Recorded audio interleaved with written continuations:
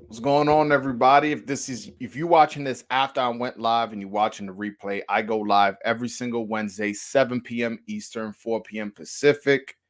Uh, I let people call in. If you guys want to call in throughout the live, you'll see me telling people click the link at the top of the chat because I have a link where I give people access to ask me questions or to debate me or to, if they disagree or to agree with me or whatever they like.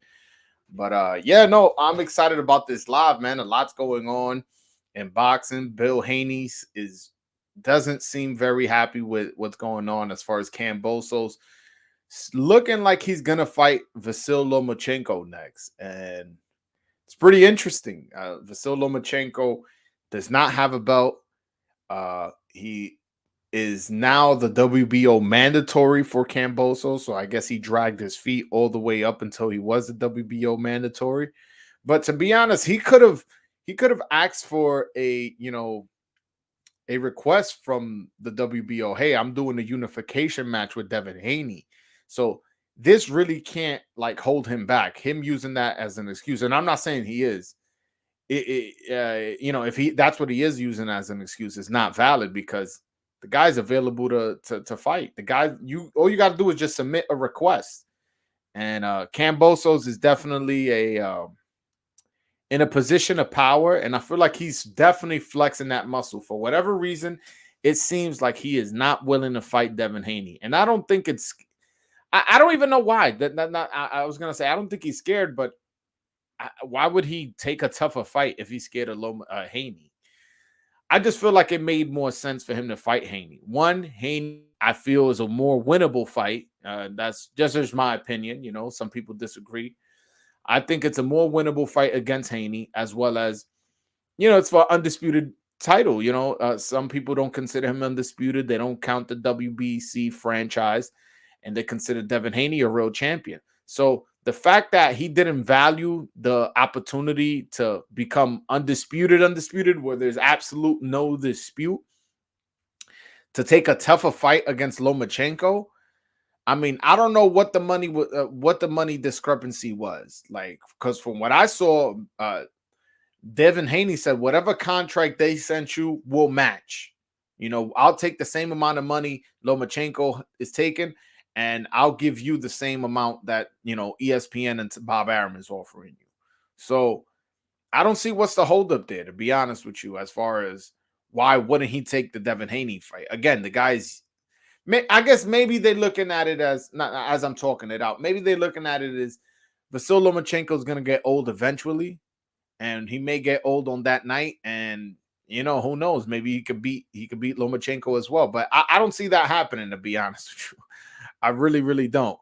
I was there on this past December when Lomachenko fought Kome, and the guy looked absolutely spectacular, man. The guy looked like the Lomachenko of old, the Lomachenko that beat Nicholas Walters and Rigondeaux and Gary Russell. He looked like that. That's how good he looked that day. And so I don't see him going old overnight. So if that's what he's going with, then I think it's a recipe for despair. He's going to be very, very disappointed as to how the fight goes. But hey, that's what he decided to do.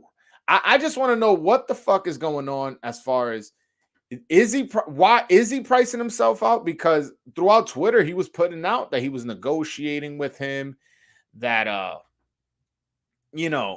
things were going on, they were talking, but it just never got to it. It never got to it.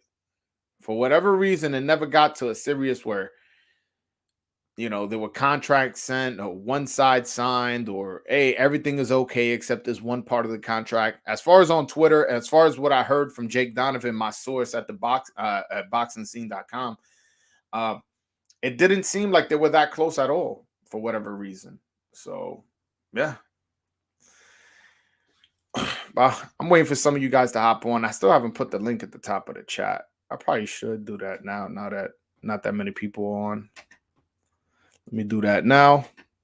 But also, Khan versus Brook is this Saturday. I'm not excited for that fight at all. Am I gonna watch? yes, I'm a boxing fan. I'm a boxing YouTuber on top of that. So I guess to some degree, I'm kind of obligated to watch. But I how can I be anywhere near excited? Both these fighters have been through vicious knockouts. Like a lot of people don't look at the knockout of when Brook got knocked out by what's his name? Terrence Crawford as a vicious knockout, but I do, man. That jab that knocked him out had him really hurt. Like his eyes were so glossy. And then when he had him on the ropes, Crawford landed a few 4, 5, 6, 7 punches. I'm picking Khan to win that fight, to be honest with you. I think Khan he hasn't gotten savagely knocked out in a while. Probably the last like bad knockout he's had is the Canelo knockout. He's been stopped since. He got stopped by Crawford, but that he didn't take a lot of punishment against Crawford. Let's see, when was the last time Khan got stopped? Because I know the last time Brook got stopped was against Crawford. And Khan is now training with Crawford. For, if you guys want to make something out of that, he's training with Crawford. So hold on one second. I'm checking right now. When was the last time Amir Khan got stopped? Oh, hello from the Ukraine. Yo, shout out to you, Alex. I've never had a viewer from the Ukraine. I've had people from Australia, the UK, a couple of Puerto Rico, but I've never had somebody from the Ukraine. I have a link pinned to the top of the chat. So if you want to click the link and you want to talk boxing with me, please do. I'm more than welcome to have a conversation with you. Again, the link is pinned to the top of the chat. All you got to do is click it, takes you to a website. And if you want to call, ask me some questions, talk some boxing, I'm more than willing to do that with you, brother. More than willing to do that. Damn, what the hell's wrong with my computer? Yo, my computer's been giving me so much trouble lately. I think it may be time for a new one. I may have to start a GoFundMe. I'm kidding.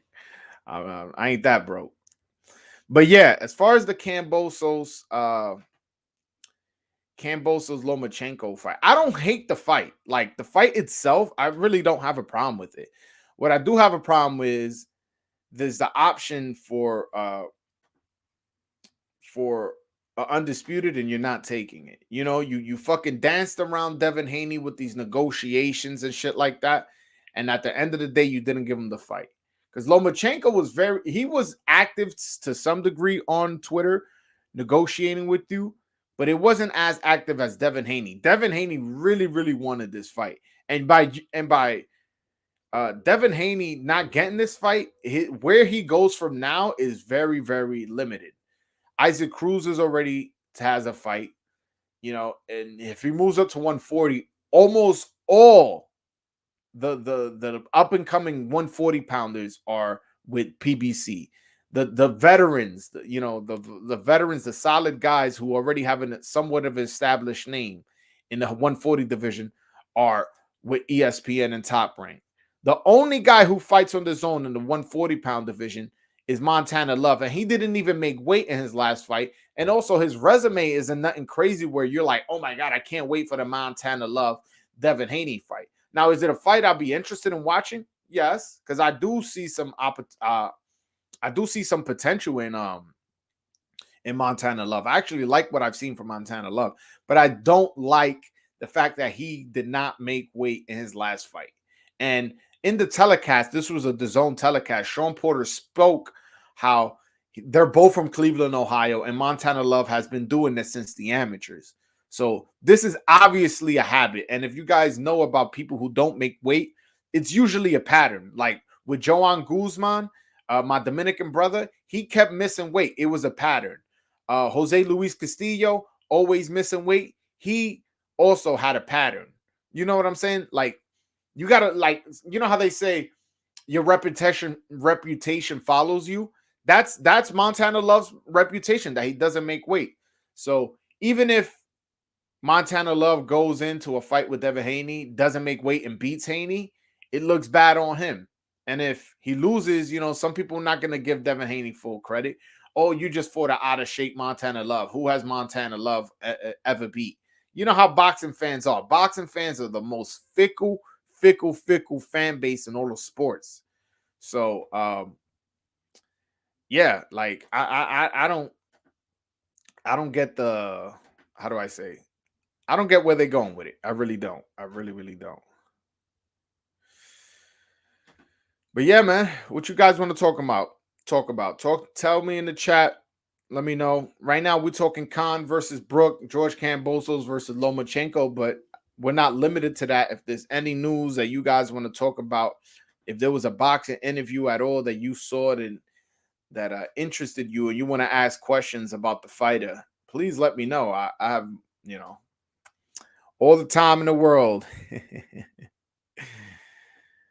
But yeah, all right. So yeah, now my computer's working fine. Jeez, so weird. Again, I'm gonna have to get a new one. I'm definitely gonna have to get a new one. Hold on one second. Apparently, there's 100 Amir Khans or something. Oh no, it's right here. All right. Rematch clause in the contract for that Loma fight. Modern day boxing is a joke. Yeah, I mean, you know what it is about that? Kambosos has been the B side for his last like 7, 8 fights or something like that. He's been traveling to other people's hometowns and other people's country. He hasn't fought at home. And now that he has the lineal lightweight championship, 3 out of the 4 belts, 4 out of the 4 belts, depending who you ask, he's trying to use that leverage to the maximum extent. He goes, no, you're going to have to fight in Australia. And if you want to fight, you're going to have to give me a rematch clause. I don't look at it as a joke. I look at it as having a lot of leverage. And to be honest, who's to say Lomachenko doesn't beat the fuck out of him so bad that he doesn't want a rematch clause? There's precedent for that. Sergio Martinez, when he fought Kelly Pavlik for the lineal middleweight championship, beat the fuck out of Kelly Pavlik, had good movement, cut him up, beat him up. Kelly Pavlik had a rematch clause. Kelly Pavlik was like, all right, I'm going to give you the rematch clause. Like he had like 2 months to exercise the rematch clause. He just let it run, and never exercised it. So there's this precedent for somebody getting beat up so bad that they don't want a rematch. Like Loma could brutalize him for 11 rounds and KO him in round 12. It's absolutely disgraceful that there's a mandatory rematch. You earn a rematch. I understand what you're saying, but that's not the way boxing is. Like you said, I guess you don't like the way modern boxing has happened. Look, Anthony Joshua has rematch clauses. Even Floyd Mayweather had rematch clauses. He just never had to exercise them because he went undefeated. I'm pretty sure Canelo Alvarez has rematch clauses in his fight, especially since working with Eddie Hearn. That's just the way Eddie Hearn does business. I'm not mad at Kambosos because this is his lottery ticket, man. I really don't think he can fuck with all these other lightweights. Lomachenko is a very, very skilled fighter, but he's not a big puncher. So I guess he can see he thinks he has a chance. We'll see, but I agree with you. You don't listen. I see what you're saying, David. You don't earn a rematch by getting beat up. No, you earn it before. You earn it at the negotiating table. That's how you earn a rematch. You know what I'm saying? You when you sitting down across with another man and you have something they want, that's your leverage. And you learn that as you get older. When you have something that the other person wants, you make the rules. And what the rules he wants is a rematch clause. And that's why Tio was so strong about not giving Lomachenko a rematch. He felt that Top Rank was setting him up to lose and telling him, no, don't worry. Even if you lose, we can do this and we can do that. And he felt a certain type of way. So when he beat Loma and Loma wanted a rematch, he was like, you wouldn't have given me a rematch if had you beat me. So I'm not going to give you one. That's how it happens. The champion has all the leverage. That's just how boxing works. Especially if you value the belts, which Lomachenko does. Because there's some fighters like Tank Davis, they don't value the belts, and then, shout out to him, I guess.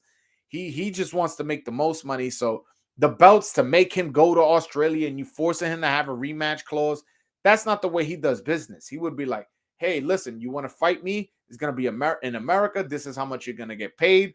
And I'm going to have a rematch clause and you're not, because you want my popularity. You want my money. But Kambosos seems to not want popularity or money. He's more focused on defending his belts and using that leverage against people who value it, which obviously Lomachenko does. Devin Haney was trying to make it seem like he only values money, but then when the shit started getting closer and closer and closer and closer, he started tweeting, "Hey, listen, I'm not interested in the payday. I'll take less money, whatever. I'll take the offer that Lomachenko. I'll match that offer." So that's just the way boxing works, man. Boxing is a business before it is a sport. And again, if you got leverage in business, you can negotiate it and you can work it to your favor. When you're the champ, you call the shots. That's normal. What is it? What is this guy complaining about? I mean, I pretty much kind of laid out everything. So no, it's not that I want. It's not that I want what you got. I earned my opportunity to take what you got, and it's mandatory that you face me. I see what you're saying. Oh, you're right. I guess you look at it from a mandatory. Well, if this is a mandatory defense and they go to purse bid, which they're not, he wouldn't have to give Kambosos a rematch clause, but he just wanted to get the fight set. That's what he wanted. He wanted to set this fight, and I'm pretty sure Lomachenko is taking less money. He made $3 million against Teofimo. He's not making that in this fight because he has no belt. But once he beats him, I'm sure he'll get there. He'll get closer to that amount. If the guy gets beat up that bad, obviously isn't going to exercise that rematch clause. Like I said, Sergio Martinez beat the fuck out of Kelly Pavlik. I believe it was a decision, though. It wasn't. He ain't stop him. Beat the fuck out of him. Cut him up real bad. He had a lot of cuts. And Kelly Pavlik, the middleweight champion of the world, did not exercise a rematch clause. So there's a precedent for it. So there's a possibility that, Lomachenko schools this cat, which, listen, man, Lomachenko's nice. He is fucking nice. He has a lot of haters on Twitter. For whatever reason, maybe they still mad at him because he beat Gary Russell. But the man is nice. So he's going to go over there and he's going to do his thing. And then after he, possibly dominates him, it's up to Kambosos to see, can he make adjustments? Does he feel he just needed to tweak one or two things to get the win? Like, for example, in the Teofimo Lomachenko fight, Lomachenko felt like he just needed to tweak a couple things. So if he had a rematch clause, he would have exercised it. You understand what I'm saying? But there was no rematch clause. Now, probably the same thing with Teo and Kambosos. He probably would have exercised it too, but there was no rematch clause. That's just how that's just how boxing works, man. You must be new to the game, man. I got Lomachenko dominating Kambosos or getting robbed on the cards. Honestly, I don't think it goes to decision, man. I mean, I don't know. Lomachenko at 135 isn't a big puncher, but he does go good to the body. And I don't know. His footwork is just so amazing. And he has an international presence. He is a two-time gold medalist. He is a two-time gold medalist, so I'm sure if people who are familiar with amateur boxing are familiar with him, again, I don't mind the fight. What I do mind is I do wish that Devin Haney was in there to clear up this undisputed problem. Loma doesn't need judges. Don't need the judges. Usually in rematch, boxers and promoters will earn more money. Oh, yeah, of course. Of course. All those things are usually negotiated at the table. So they'll be like, all right, there's a rematch clause, but if you beat me, that means you're the champion. So instead of, let's just say Loma's getting $1 million for this fight. I have no idea, so don't quote me on that. If he's getting what, all right, you got $1 million for this fight. In the rematch, you'll get $3 million or $2 million or $5 million, whatever the case is. So usually these things are negotiated. Same thing with the location. I'm assuming, I believe that the rematch also has to be in Australia. Let me see if I'm correct on that. Because if I'm not mistaken, even if Lomachenko beats him, which seems like the timeline, everybody's picking Loma. It looks like even the rematch will have to be in Australia, which is interesting. I find that very interesting. Hold on 1 second. Let me go to my Twitter because I know I retweeted it. Bear with me, guys. Don't leave me just yet. I can't find it. All right, whatever. But you guys believe me. I can't find it for the life of me. But yeah, oh no, I found it. All right. Shout out to everybody who stood here. Let me screen share for you guys to show you guys what I'm talking about. So you see right here, it says, oops, sorry. Vasily Lomachenko has agreed to his side of the deal to potentially fight undisputed lightweight champion George Kambosos Jr., sources said. That includes a rematch clause for a lucrative return bout in Australia if Kambosos loses. Kambosos has not agreed to the deal yet, per sources, but if Kambosos fights Lomachenko, the bout will be televised by ESPN. So even the rematch will have to be in Australia. Man, Kambosos is a vicious negotiator. That's a man that knows how to use his leverage, man. He really does. Why isn't there a Super 6 in the lightweight division? Promoters. That's the short answer. I heard Triple G and Murata fight getting rescheduled. I get it's a unification, but I'm still not that hype about it. 160, a trash division. 160 is the worst division in boxing. Not because of talent, just because motherfuckers don't want to fight each other. They want to make an excuse. They're all sitting on their hands waiting for Canelo. I don't understand what the deal is, man. I would rather see Triple G unify with Charlo or Andrade. That will probably be more exciting. Murata is having trouble with his country with the COVID, and the spiking, the vaccines. I don't know. I don't know what's going on over there on his end. And by his end, I mean Murata. But these guys seem to be available.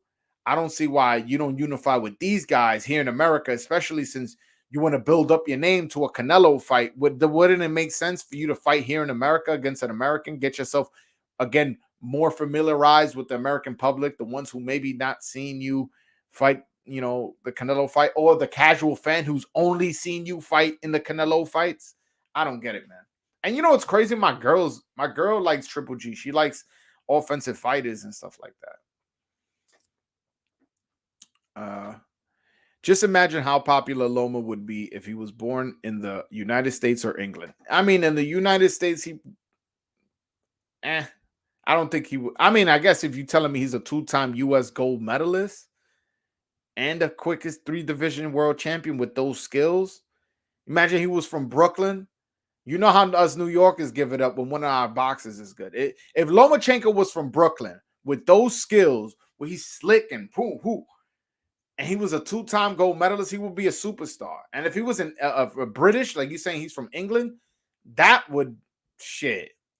Because England supports their fighters. They travel out. If you remember the Ricky Hatton Floyd Mayweather fight, there was way more people there to see Ricky Hatton than there was Floyd Mayweather. The whole fight. There's only one Ricky Hatton. There's only one Lomachenko. I don't know if it has the same ring, but if he was a British dude, he definitely would have been a superstar out there. No, you're right.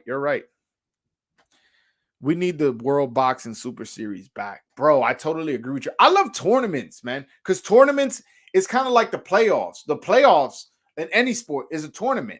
All right, if the Yankees beat, the fucking the Angels, the next round they're going to face the winner of Boston versus Oakland. And then, all right, now the Yankees versus Boston, and the winner faces the guy, the winner of the St. Louis Cardinals and the Mets in the World Series. And there's kind of a something to expect. All right, after his fight, like now when the fights end, you don't know what's next for the guy. You'll be like, I don't know. I don't know when's he going to fight. When's the next time Tank is going to fight? You have no idea. Not even me. I'm a boxing YouTuber. I have no idea. Is he going to fight in June? Is he going to fight in May? Is he going to fight in August. Is he going to fight in July? I have no idea. But if there was a tournament style boxing super series that they were in, then I would know. All right, after he beat Isaac Cruz, his next fight is against Devin Haney, or his next fight is against Lomachenko. And what's fucked up about it is all these guys fought within weeks from each other. Tio Kambosos was November 27th. The next week, both Devin Haney and Tank Davis fought. And then the week after that, Lomachenko fought.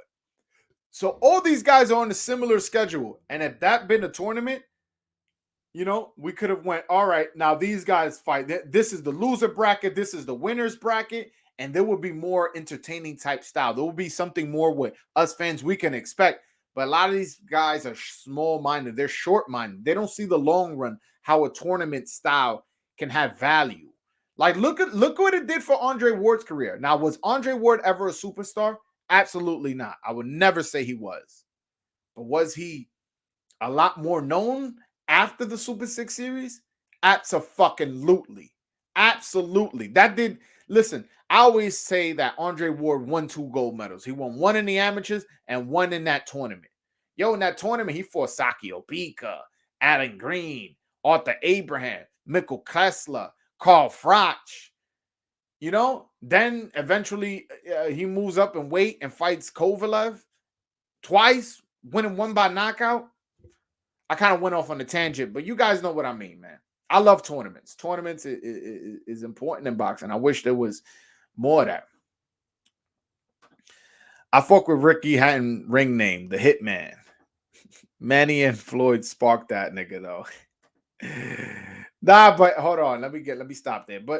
But Ricky Hatton was a good fighter. Ricky Hatton stopped Kostya Tszyu. A lot of people don't remember that. He also beat the fuck out of Paulie Malignaggi. If I'm not mistaken, he beat Juan Lascano.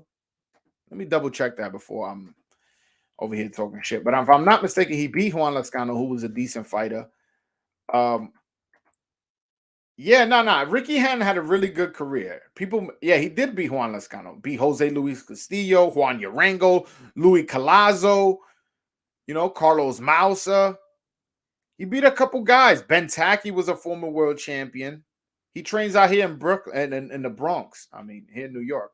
Well, at least he did. I don't know if he's still fighting. I doubt it. Yeah.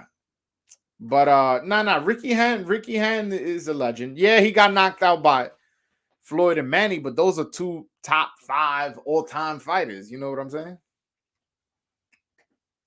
I heard Tank might fight in Chicago this year. I like that. Yes, I heard the same rumor. I actually spoke with his trainer, Calvin Ford, and he told me that they're really, really looking at Chicago. What they're trying to do is have Tank fight a little bit in places all over America. So when we spoke, he told me basically he's fought in New York before. He's fought in Atlanta. He's fought in Texas. He's fought in LA. I don't know if he's fought in Vegas, but I'm pretty sure he has. So they're trying to build his fan base across America. So that's why they're going to Chicago.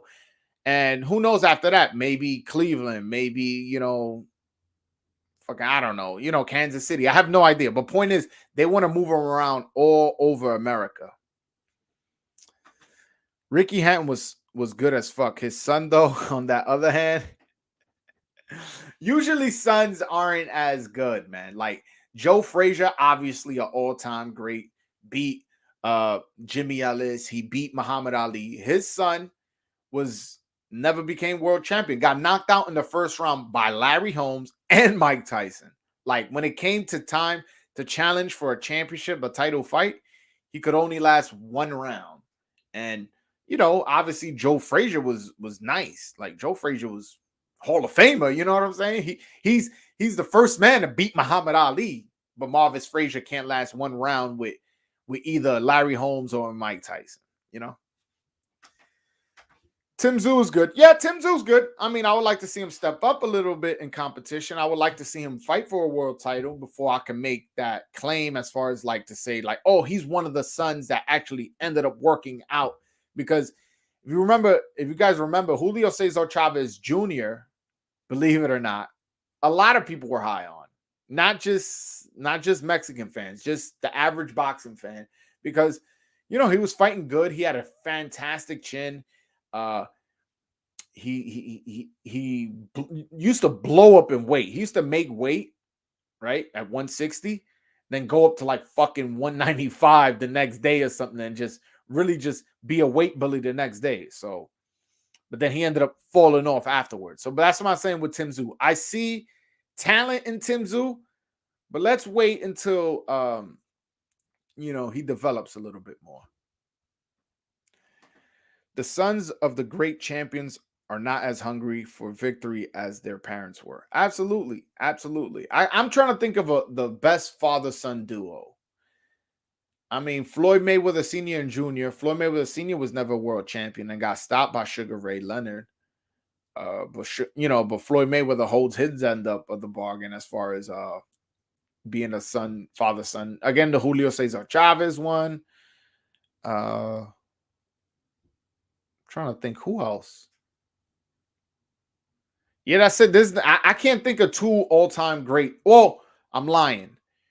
Corey Spinks, that's the best father-son combination. I believe Corey Spinks, and I believe his father is Michael Spinks. Oh, no. It's Leon Spinks. Let me check that. I don't know. But that's the fact, because Corey Spinks was undisputed at welterweight, and his father, let's see who his father was, because I don't remember which Spinks brother was his father. Yeah, he's the son of Leon Spinks, and Leon Spinks was heavyweight world champion. He beat Muhammad Ali, again, an old Muhammad Ali for that title, but he still beat him, and he beat him with like 7 fights. And if I'm not mistaken, his father was a gold medalist. Let me double check that. Let me see. Nah, his father wasn't a gold. Oh, yeah, he was an Olympic gold medalist as well. Yeah, that's the best father-son combination. Leon Spinks and Corey Spinks. Chris Eubank, I don't like Chris Eubank, though. I'm sorry. He's talented, but I'm still holding that grudge on him because he ducked Triple G, and because of him, Kell Brooks stepped up and got his face broken in. So I always have a grudge against Chris Eubank. But again, the best is Corey Spinks, Leon Spinks. The guy was Leon Spinks undisputed world heavyweight champion? Nah, he wasn't undisputed, but he was a 2-time heavyweight champion. No, he was undisputed. This was in the 2-belt era. So there you go. You got an undisputed heavyweight champion, an undisputed welterweight champion in the family. That's the best. That's the best. And when you take into consideration, the welterweight division obviously is a money division, and then the heavyweight division has always been a money division. So the two biggest divisions in boxing were undisputed by father and son. Yeah, ain't no argument there. I'm still interested on this Fundora and Lubin fight. 5'9" versus 6'6". I got Lubin, though. Fundora, I ain't like what he did in his last fight. His last fight, I felt like he lost against Sergio Garcia. And Sergio Garcia, if I'm not mistaken, he's fighting Tony Harrison on that same card. That's a fucking stacked card. Shout out to PBC. Y'all know me. I call motherfuckers out when they give us bullshit. That actually is a good fight, and that's for free on Showtime. They stepping up their game. They must have been watching my channel talking shit. They're like, hold on, we don't want to end up on Broadway Joel's channel. Him calling us out on undercards. Nah, but especially since it's free, you're watching 2 really good fights. I just hope they change the date. They have it as April 9th. That's the same date that Ryan Garcia is supposed to come back in. So I don't want them competing. I want to see the Ryan Garcia comeback. Fundora got all that reach and fights in silence. What the fuck is bro doing? You know who used to do that, but he used to do that successfully? Riddick Bowe. Riddick Bowe was a tall 6'5", probably like 240, big heavyweight. But he liked fighting on the inside, but he was really good on fighting on the inside. He was, that's why he beat, what's his name? Evander Holyfield in that first fight. Evander Holyfield thought it was to his advantage to fight on the inside, but then he realized, like, oh shit, Riddick Bowe can fight on the inside even if he's tall. But Fundora don't got that Riddick Bowe in him. I feel like he needs to changes levels, and and by changes levels, I mean bend his knees at times, go up and down, and be a little bit more patient.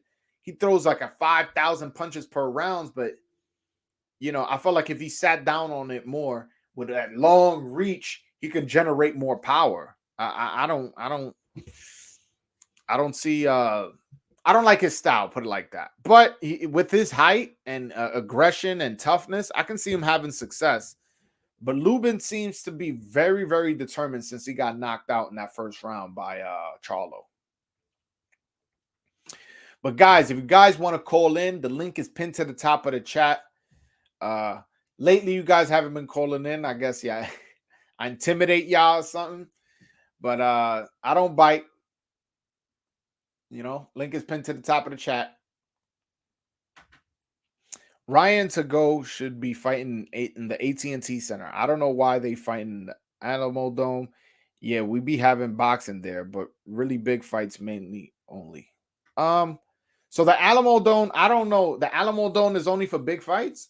But either way, anywhere Ryan fights is a big fight, especially now that he's coming off a long layoff. A lot of people, I'm excited to see Ryan Garcia come back, man. I really am. I'm excited to see him come back. So I consider that a big fight. I don't know. Maybe you don't. Now, is to go a competitive fight? I don't think so, man. To go, he ain't fucking with Ryan. I'm sorry.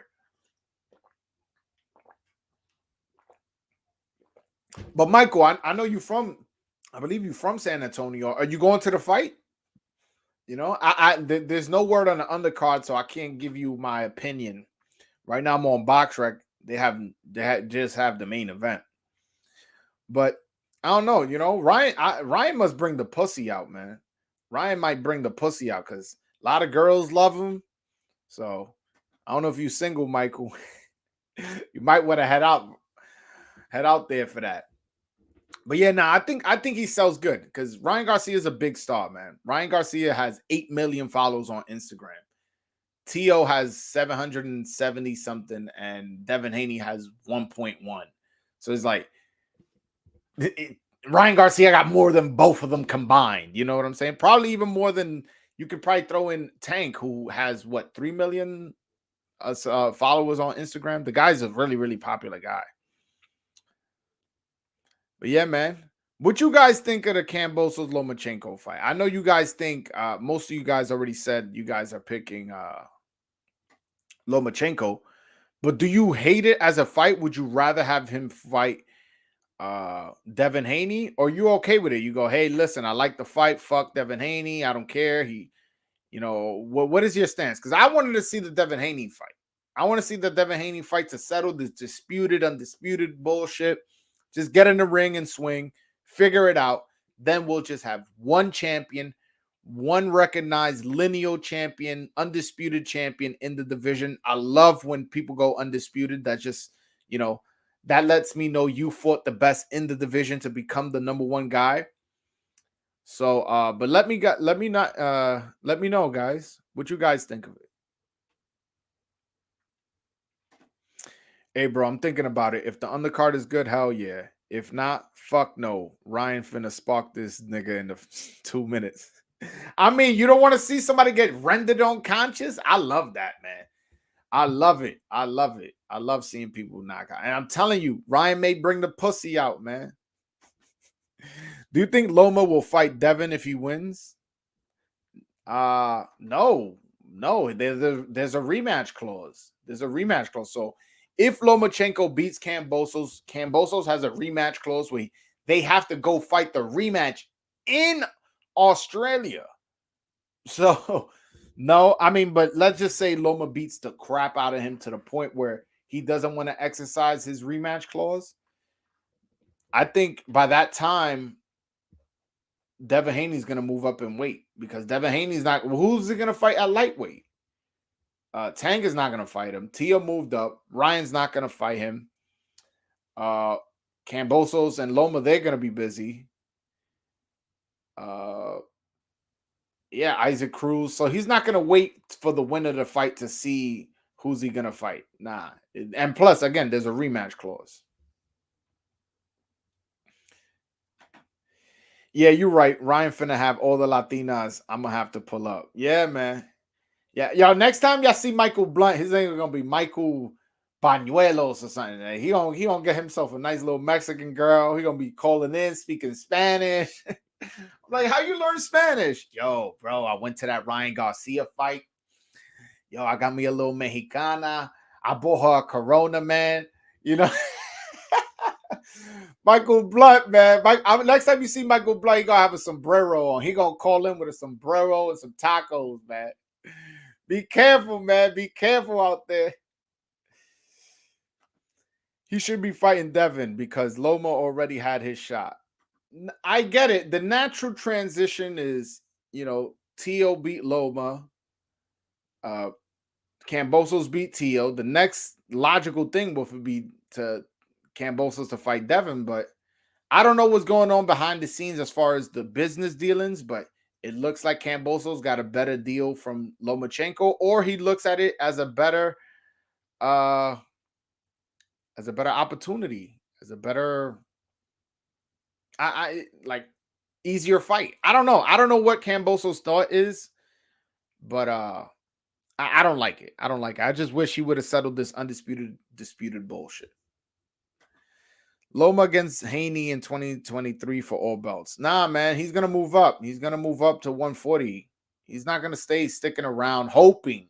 Now, if Lomachenko signs a deal right now, hey, after I beat Kambosos, I'm gonna fight Devin Haney. I'm sure Devin Haney will wait for him, but the fact that there's no guarantee, he's not gonna stick around in the division. If Floyd would stop being a bitch, then he would let Gervonta fight Devin. That's a good fight for both.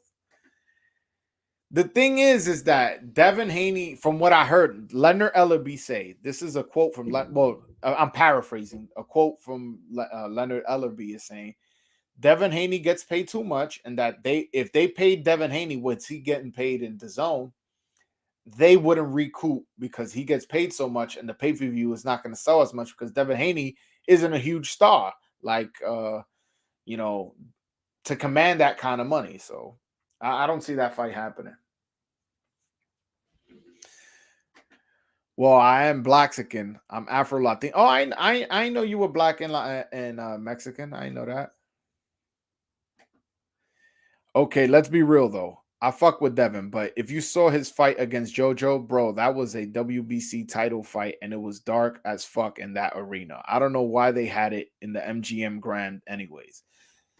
I don't know. I was speaking to one of my guys from Twitter. I actually had him on the podcast. I had him last week on a Friday at 12 p.m.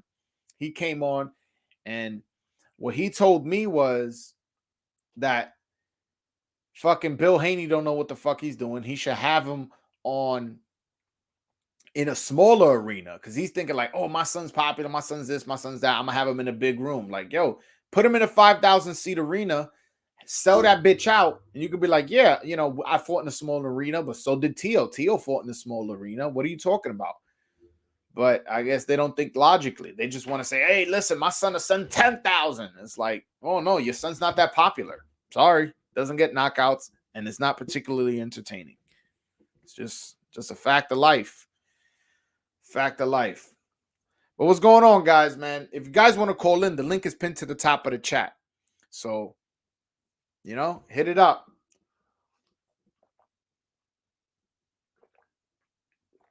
But yo, I'm not excited at all for the fight this Saturday. Khan versus Brook.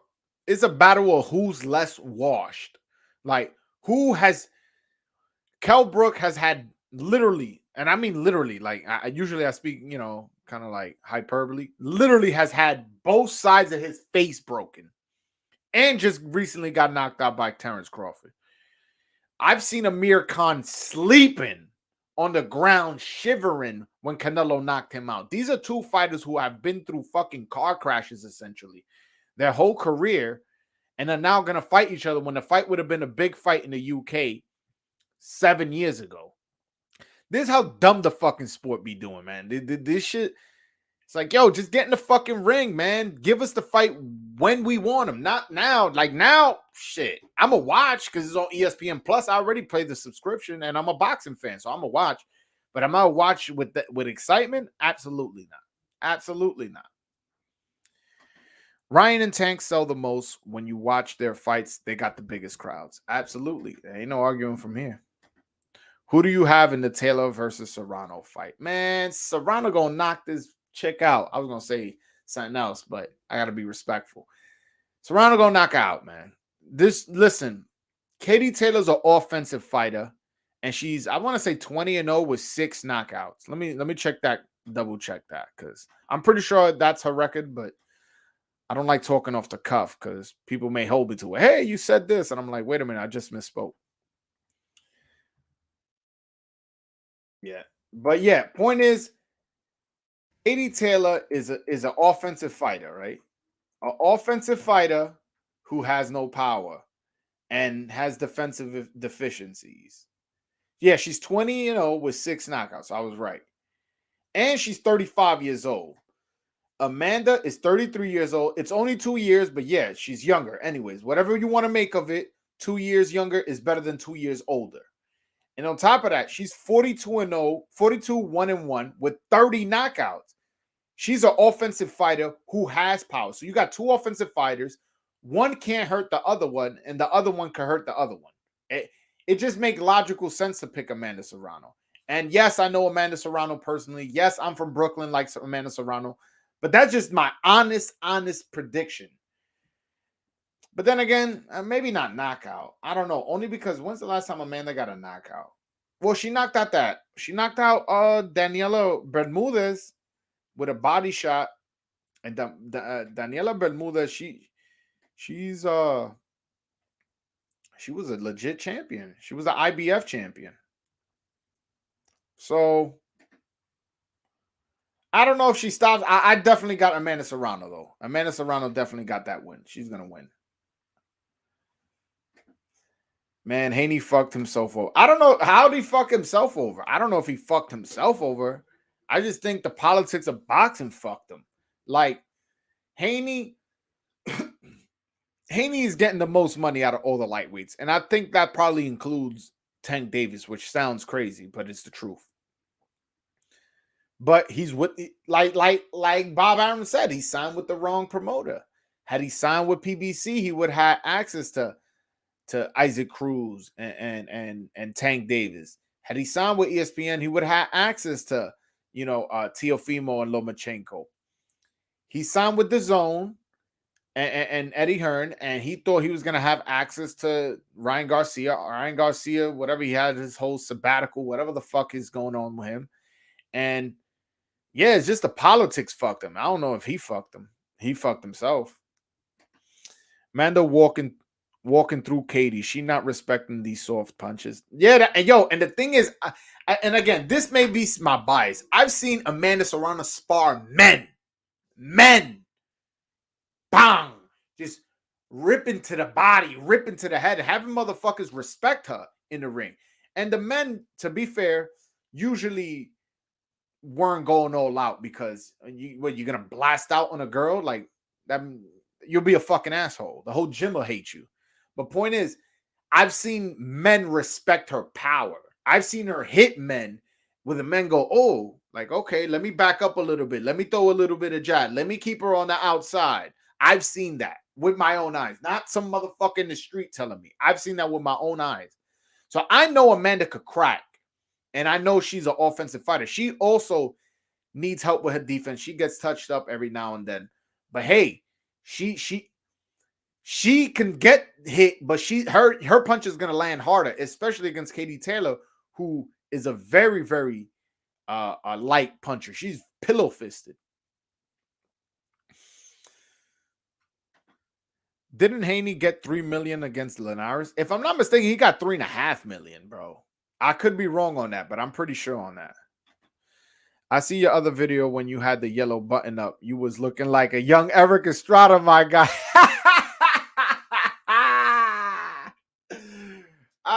Was Eric Estrada getting bitches back in the day? Because if he was, then I'll take it. If he wasn't, then I'm offended. Oh man, SMJ got jokes, man. Yo, don't start up. I saw your videos, man. Your bars was trash.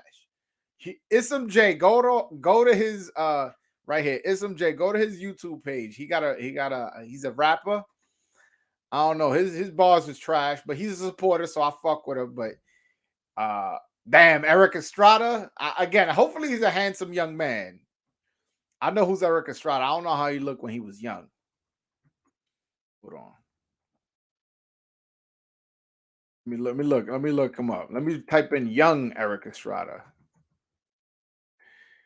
Oh, my man was handsome. That's not, you wasn't trying to play. My man was handsome, bro.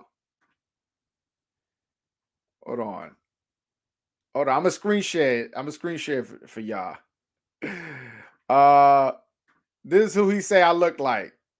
Like, well, in that video, he's saying I look like this. Oh man, he got me good. We definitely got the same hair. We both got good head of hair. That's for sure. You trying to say I look like this dude? Damn. Shout out to you, Issam. Shout out to you. Man, I was pissed that Roger Gutierrez got COVID. I was trying to see Cobra whip that ass. Yeah, no, that I like that. But he got an undefeated fighter to replace him, an undefeated Dominican fighter. Yeah, I'm so conflicted. Who the fuck I root for? An undefeated Dominican fighter against an undefeated Brooklyn fighter. I'm fucked. I'm fucked. No matter who wins, I win. But still, like, damn, one of my guys got to take a loss. I ain't like that. But yeah, you're right. I really like that fight. Gutierrez definitely had a legit shot. I know you say that, he was gonna blast him out. Cobra was gonna blast out Gutierrez, but I gave Gutierrez a good shot.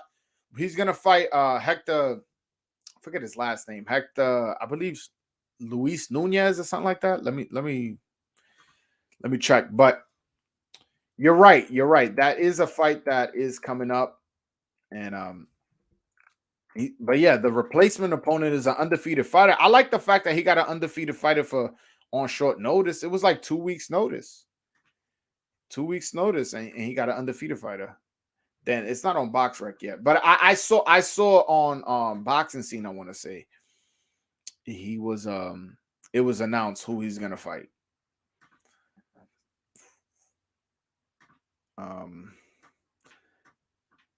But hold on, I'm looking it up. Give Eric Estrada a minute to find this out. Hold on 1 second. His name is, what the fuck is this dude, man? I don't know. I can't find it. But point is, there we go. Hector Luis Garcia. Yes. I knew his name was Hector, but I couldn't.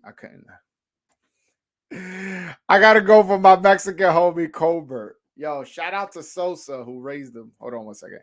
Shakur washes Valdez, right? I don't know about washes.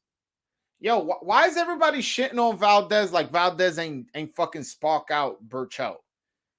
Like, let's ease up on that. Yes, did he have trouble with the Robson Conceição? Yes, I agree with you. He did. Conceição definitely gave him trouble. But Conceição, one, is Olympic gold medalist, a really good fighter. And two, there was a lot of circumstance going on with the positive urine test, and then this and then that. Then they were thinking of canceling the fight. Then the fight went through. So I don't know what Valdez is going through, but I don't think he washes him. I think Shakur wins, but I don't know about washes him. And getting back to this, Colbert, for people to be like, wait a minute, what is he talking about? He's Mexican. Yeah, Colbert is he's obviously black. He's a black dude from Brooklyn. Shout out my hometown. And his trainer is Sosa. We know him here in Brooklyn. I don't know him personally, but we know a lot of the same people. And he's Mexican. He kind of raised Colbert. So Chris Colbert calls him his dad, and he, wears Mexican gear and shit like that. And it's dope. I've seen Chris Colbert since he was like 10 years old, running around in the gyms and shit, seeing him fight in the amateur programs. And but yeah, he's always jacked that Mexican shit. So shout out to him. Because Valdez is a druggie. I don't know, man. I got no comment on that. But point is, I don't think Shakur washes him. I don't think it's like an easy fight. Nah, I think listen, he got a belt for a reason. There's a unification for a reason. This guy trains with Canelo and Eddie Reynoso. You don't think he has a chance? You don't think he's been studying Shakur Stevenson's movements and stuff like that? Now, again, I don't think he beats him. Shakur Stevenson was just on Twitter shadow boxing with Andre Ward, which is a dope ass video. I'm gonna share that with you guys, man. That was like super dope. Just seeing somebody just pull out a camera and you could tell they didn't know the camera was on and they were just playing around with each other like, oh, I would have knocked you out. Oh, I would have done this. Oh, I would have done that. And it's like, here we go. Let me screen share for you guys. Give me 1 sec, guys.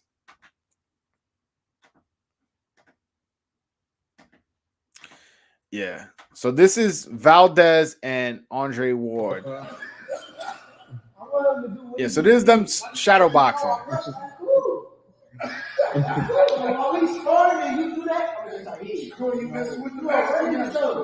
You don't touch the basket. Just get off. I'm gonna get off. That's it. You coming straight in how you do. I'm getting off. It ain't gonna work, Shakur. You ain't been in the game long enough, Shakur. See, this what we mean. This shit is dope to me, man. Oh.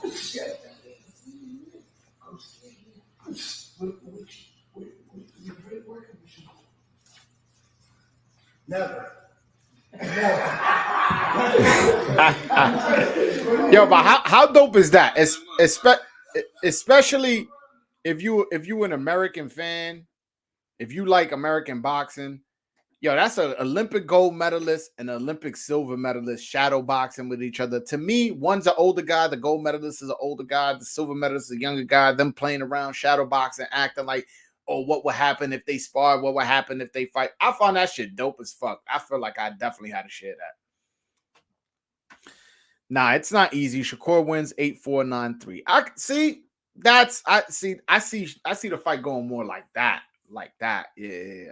But I do think Shakur gets touched up. I do think he, for the first time in his career, he bleeds a little bit or he experiencing some adversity. I feel it's gonna be interesting. It's gonna be interesting. But what you guys have any questions for me about as far as boxing news? I just recently spoke with Jake Donovan off cam. So he put me up on a lot of games. So if you guys have any questions as far as fights that are coming up or what's going on with this fighter, he's been so inactive. I have plenty of answers for you guys. Also, I spoke with Tevin Farmer. Tevin Farmer's coming on the show once his fight is announced. It's not signed, sealed, and delivered. But if you guys want an exclusive, you guys are on my show live. So you guys know I'm going to give you the exclusive. He's going to fight Mickey Bay. Mickey Bay, they both agreed to it. They're just working out the details as far as where the fight's going to be. It's looking like it's either going to be in Florida, Atlanta, or Vegas. One of those areas. I told him to make it in New York. He said that New York is too strict with the vaccines and this and that. I was trying to get a home game, but it's not going to happen. So Tevin Farmer, he's going to fight Mickey Bay. They're looking at sometime in May. So yeah, that's somewhat of an exclusive. I know you guys weren't aware of that, and some of you guys are Tevin Farmer fans. He also has he's in the NFT game right now. He's making a lot of moves. I like Tevin Farmer a lot. But he is coming on the show. Once his fight is announced, he's gonna come on the show, and all the questions you guys have for Tevin Farmer will be I'll ask. I'll have a live the day before or something where you guys can give me the questions, and then boom, I'll ask them for you. But yeah. Link is pinned to the top of the chat, guys, by the way. So if you guys want to call in, just click the link. It'll take you to a website, and we can have a whole conversation about this boxing game. Y'all know I love talking boxing, man. Y'all know I love talking boxing. I'm surprised nobody's brought up Edgar Berlanga. Every fucking time I'm live, somebody brings him up. By the way, did you guys see the Daniel Jacobs John Ryder fight? What'd you guys think of that? Do you guys think the right man won? I had it a draw. But I thought Danny deserved to lose. How he fought, man. I ain't like the way he performed in that fight. I really didn't. Oh, hold on. Oh, yeah, for sure. 147 got good fights. Spence Ugas, Boots Castillo Clayton, Stanionis Butiev, and Ortiz Mickelson. Now, that Ortiz Mickelson, I don't know if that's a good fight. I mean, I'm happy that Virgil Ortiz is back in the game and fighting and stuff like that. That I'm happy about, but I don't look at that as a competitive fight. Stanionis Butiev, listen, guys. Mark the day that fight gets made. Watch that fight. Make sure you watch that fight. That fight's going to be an entertaining fight. One of these fighters eventually is going to become the mandatory to the WBA title, so you need to get familiar with these guys anyways. That's a fight to look forward to. Boots Ennis versus Castillo Clayton. The winner of that fight will be the IBF mandatory, so that's also a fight to look forward to. Plus, people are saying that Boots Ennis is the future of boxing, that he's going to be the face of boxing. He's very talented. He switches southpaw. He switches orthodox. He never been past the 6th round. Is extreme power puncher, somebody who can knock you out with either punch, with either hand, not only with either hand, also with either southpaw or orthodox. That's a fight we definitely have to see. And Spence Ugas, that's a great fight. Obviously, he's a 3-belt unification. That lets you know how competitive that fight's going to be. It's a 3-belt unification. One guy has 2, one guy has 1. And the undercard on that is going to be good. Francisco Vargas is going to fight Jose Valenzuela. That's going to be a good fight. Also, I believe Butiev versus Stanionis, they're in talks to make that fight on the undercard as well. So that's going to be a really, really good pay-per-view that night. Trust me. I make sure that day you glued to the TV. It's going to be a great night of boxing. How come Golden Boy didn't make Ryan Garcia versus William Zepeda? The reason they didn't make that fight is because right now Golden Boy doesn't have a lot of fighters. Like if you look at their roster, they don't have a lot of fighters. William Zepeda, obviously, a lot of people are high on. Some more than others. I like him. I'm not saying he's a bum. I'm not saying he's never going to be a world champion. But I need to see more. I like William Zepeda. So the way Golden Boy is looking at it, if Zepeda is as good as we think he is, and he beats Ryan Garcia, that's bad business. Why would you have one of your up-and-coming lightweights beat one of your other up-and-coming lightweights? Why not have both of them move up in rank? Boom, boom, boom, boom, boom. All right, this guy became a star. All right, this guy became a star as well. All right, now you make the fight. Right now, William Zepeda doesn't have anybody. Ooh, I don't know about that one, Isam. Spence finna stop Ugas. I don't know about that one, bro. Long layoff, eye surgery. Ugas ain't no hoe, man. Ugas, bronze medalist, just beat Pacquiao. You know he got that confidence. He got that confidence of just being Ugas. I mean, just beating Pacquiao. I don't know if he stops him, man. He went to war with Sean Porter, and some people think he dropped Sean Porter. I'm not gonna say my opinion. I'll leave that to your opinion. Also, who else Ugas beat? Ugas beat Jamal James. Ugas a tough dude, man. Ugas a tough dude. He really is. Thank God Spence Ugas pay-per-view is on Showtime. Fox is so trash. Honestly, I'm starting to not like Tim Bradley, man. Everything is like, oh my God, you got to be careful because he's using his jab. And when he's using his jab, you know what that means. And it's like, yo, not everything is crazy. That's why sometimes Andre Ward be having to calm him down. Like, yo, chill. It's the first round. Yes, he's using his jab. He's trying to get a range of the distance. I feel like Tim Bradley be getting way too animated unnecessarily. And but yeah, I like Showtime. They have the best announcing team. I agree with you. They definitely do. As far as Fox, I never, ever liked Lennox Lewis behind the mic. Joe Goosen, I'm not a big fan of him either. And Brian Kenny, he's too much of a suck up. I feel like, yeah, I agree with you. So, but yeah, it's on Showtime. Thank goodness. Ugas beat Sean Porter and dropped him. I don't care. That's what I'm saying. That's what I'm saying. So you know, like he the same thing according to Michael Blunt, who's an educated boxing fan. Obviously, he's on here. Ugas did the same thing Spence did against Sean Porter. He beat him by decision and dropped him. Now, did he get the decision? No, but in Michael Blunt's opinion, Ugas beat Porter and dropped him. The same thing Sean Porter did. And some people think Ugas had less trouble with Porter than did Spence. So I don't know. I don't know if we can just say he's gonna stop Ugas. When's the last time? What's his name? Spence got a stoppage. Well, Ocampo? I don't know. Let me see. When was the last time he got a stoppage? Because, like, if your last stoppage is Ocampo, then, like, maybe you're not as big a puncher as you think. But he does go well to the body, man. He's a fantastic body puncher.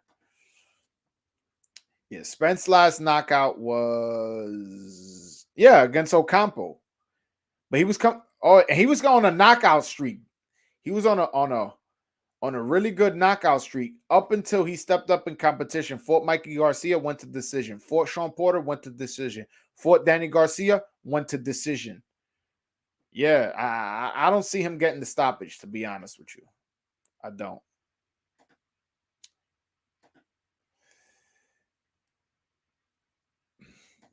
How many fans do you think that fight gets? Obviously, they're not going to get a crowd like Canelo and Saunders, but I think they do good. Yeah, no. Spence listen, long layoffs, when you come back, people are super excited to see you. I think they sell 40,000. I think they sell 40. Well, I think they sell 30,000. Let me not get ahead of myself. I think they sell 30,000 tickets because Ugas isn't a big draw. But I think the anticipation of seeing Spence come back, the fact that it's a 3-belt unification in a welterweight division, which is one of the biggest division, one of the money divisions in boxing, the potential of the winner facing Crawford afterwards. I think there's a lot of excitement for this fight. And then again, I'm telling you, y'all know I always dissect fucking undercards. The undercard for this fight is going to be good. Listen, if I lived it, my son is due in late April. If my son wasn't due then, I would have went to the fight because a couple of my guys from Twitter's they're gonna rent out a suite and watch the fight from there.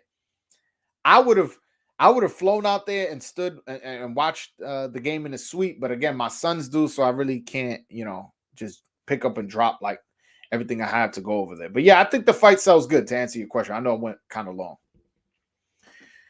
Bradley does suck to me as an analyst. Ward should just work by himself with guest appearances. Yeah, I think Ward. When Ward was on HBO, that shit was lit. It was Andre Ward, Jim Lampley, and Max Kellerman. As much as we like to shit on Max Kellerman in the boxing community, Max Kellerman actually is a good color commentator, if we're being honest. If I'm ESPN, I already have Max Kellerman under contract. I would be like, yo, you mind just taking Tim Bradley out and putting you in? Boom. There you go. You got Joe Tessitore, Max Kellerman, Andre Ward. Boom. That's a good way. And then you don't have to fire Tim Bradley because I like Tim Bradley. You can have Tim Bradley do the analysis. Like if I'm Tio, I'm trying to set up the jab. I'm trying to do this. I'm trying to do that. And if I'm Lomachenko, I'm trying to do this. I'm trying to do that. And he could be that guy in the telecast. And maybe you give him a separate show with him and Teddy Atlas, two alpha males who probably gonna go crazy arguing. That's the route I would go if I was ESPN. But yeah, I don't like what's his name? Tim Bradley as a color commentator. At times when it's a brawl, I like it because he gets me excited. He's like, oh, come on. It makes me feel like I'm watching it with him.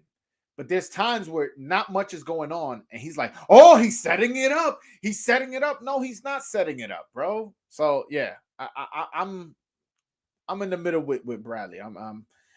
I like him when it's a really, really good fight and it's obvious what's going on, but I don't like when he's trying to tell me what's going on. Like, motherfucker, you sound like I know more about boxing than you. Charlo versus Castano 2. Yeah, nah, that's a lit fight, man. They're doing it in LA for whatever reason. There was rumors that they were going to do it in San Antonio. Then there was rumors that we were going to do it in Houston. And then out of nowhere, it was like, all right, we're just going to put it in the crypto.com center, which used to be the Staples Center in LA. I'm like, well, because Castano is not Mexican, nor nor to my knowledge has LA ties. What's his name? Charlo doesn't have LA ties. He's from Texas. I don't understand why they're making a fight over there, but I do like the fight. I liked the fight the first time. It was an undisputed fight, and the fight delivered. It was entertaining. It was entertaining as fuck. It was competitive. It was offensive on both ends, and it ended in a little bit of a controversial decision. I thought Castano won. To be honest with you, I thought Castano won, but the draw wasn't like a disgusting fucking decision where I wanted to throw a rock at my TV. It wasn't that bad. It was like, damn, I thought Castano won, but the draw, whatever. It's not terrible. Should have been in Texas. I agree. Should have been in Houston, in his hometown. They dumb. It's gonna flop over there. Should have came back to San Antonio or Houston. I don't know if it flops because there's a lot of Mexicans in LA, and the reason I bring that up is because Mexicans are typically an educated boxing fan, and if you're an educated boxing fan, you know that's a good fight. Nobody needs to convince you that that's a good fight if you're an educated boxing fan, especially if you've seen the first fight. If you've seen the first fight, whether you're an educated boxing fan or not, you want to see it again because at the end of the draw, you kind of want to see it again. And let's just say you live in LA and it's happening in LA, you may just buy a ticket. But I agree. I don't like that it's in LA. I would rather have seen it in Houston. But hey, I don't make those kind of decisions. Castano 175, and I'm a Jamel fan. I agree that I somewhere around there is kind of like, I don't remember my scorecard, but it was somewhere around there, 7-5. I watched that fight with my brother. Better chance to beat Canelo, Bivol or Triple G? Thing is with Triple G, I have to see how much he has left in the tank. So it's hard for me to pick him over Bivol because Triple G, I thought he won those first two fights. I know people disagree with me, especially in that second fight. People say, no, Canelo won. I thought Triple G won. I liked what he did in that fight. And Bivol's bigger. And also, if Bivol he's not worried about making it an entertaining fight. He'll fucking box for 12 rounds and win a decision. So I think Bivol has a better chance, but I don't think either beats him, to be honest with you. But again, I don't discount Triple G having a chance because he may just have Canelo's number. And I know his chin is solid. I guess I've seen him hurt against Lomachenko, but besides that, I never really seen him hurt. I like Jermell better than Jamal because at least he fights two fighters. Oh, I guess you meant top fighters in his division, and Jamal just got arrested. Not a good look. I agree. I do like Jamel better. He's fighting for undisputed. First of all, he has 3 out of the 4 belts. A lot of people, he's fighting for undisputed. Like what Errol Spence says about Terrence Crawford. I'm doing the heavy lifting. Jamal Charlo did the heavy lifting, knocked out what's his name? Tony Harrison. He's had a lot of good fights at the 154 division. And Jamal is fighting Montiel and fighting all these other fighters when Munguia's out there, Andrade's out there, Benavidez is out there, Triple G is out there. And I don't see any type of movement, Also, I didn't see Jamal pursue the fight against him and Daniel Jacobs back when they were going back and forth. It seemed like they were both willing to make the fight, and for whatever reason, the fight didn't happen. But I like that fight. I would have liked that fight back then. Not now. I think Daniel Jacobs should retire, to be honest with you. But Yeah, Jamal has not exactly been doing what I feel he should be doing. I know I said that kind of long, but shit, it's my channel. Jamal is also the lineal champion. Yes, correct. He is the lineal champion. What do you think about Tio joining the Canelo team? I've heard rumors of that. I've heard that he's gonna have um Eddie Reynoso as kind of like an assistant, which I love. I love. And the thing that I feel, there's two things that I feel Eddie Reynoso could, well, all right, three things. Three things that I really think Eddie Reynoso could help Tio with is one, setting up the knockout. In that last fight against Kambosos, I was very disappointed how Tio fought, going for the knockout, going straight forward and punching and ha. And that's just not how boxing works. You can punch as hard as you can. And yes, maybe sometimes you'll get lucky and maybe you will get the knockout. But for the most part, in the championship level, you have to set it up. And by set it up, I mean, you throw the jab, and you realize every time you throw the jab, he puts his head right here. He puts his head right here. You throw the jab and you're missing the jab because he's putting his head right here. I feel like Tio needs somebody to teach him and goes, all right, throw the jab, knowing that you're not going to follow up your 1-2 where your jab is. You're going to follow where you know his head is going to be. Because for the last 3 rounds, every time you throw a jab, his head goes here. And then boom. It's kind of like what Canelo did with Billy Joe Saunders. Billy Joe Saunders kept dodging those punches by bending over. And Canelo just threw the little flicky jab when he bent over and he threw that uppercut and broke the guy's face. So that's one thing I feel like Eddie Reynoso could add to Tio's repertoire. Also, rolling his head with the punches. I feel like at times he wants to do the Floyd Mayweather, but what he's missing, that's something that Canelo does well, is he rolls with the punches. So when you're throwing your punch, he'll roll his head and it'll look like it land, but meanwhile, as you're punching, he's moving with your fist and you're missing. You get what I'm saying? If he can teach him that also be good for his repertoire. And the second thing is, well, what I said, like setting up the knockout, rolling with the punches, and damn, there was one more. I forget, but point is, I like that. I like that move. Him with working with the Canelo team. I think his father is a good motivator. I'm not sure he's a good cornerman. I'm not sure he's a good trainer necessarily as far as teaching. But I like the move. I like the move a lot.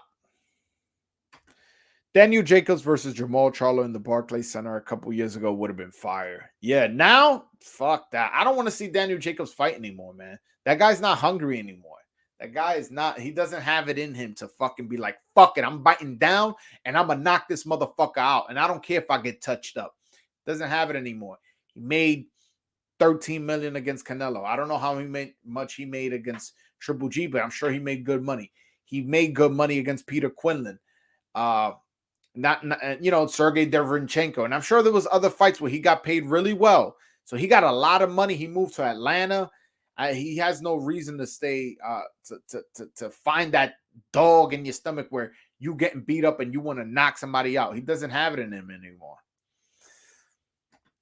Tio needs to work the body. He's a great body puncher. A big reason why Lomachenko didn't throw a lot of punches at him in the first 6 rounds. Absolutely. I guess maybe knowing how to set up body punches, I agree, because he's a fantastic body puncher. And he's more of a counter puncher than he is an aggressive puncher, which is why I didn't like his game plan against, well, didn't have a game plan. His approach to the Kambosos fight. Who is the main fighter that is not in the Hall of Fame that you feel should be? That's a good question. I'm trying to think. Let me see.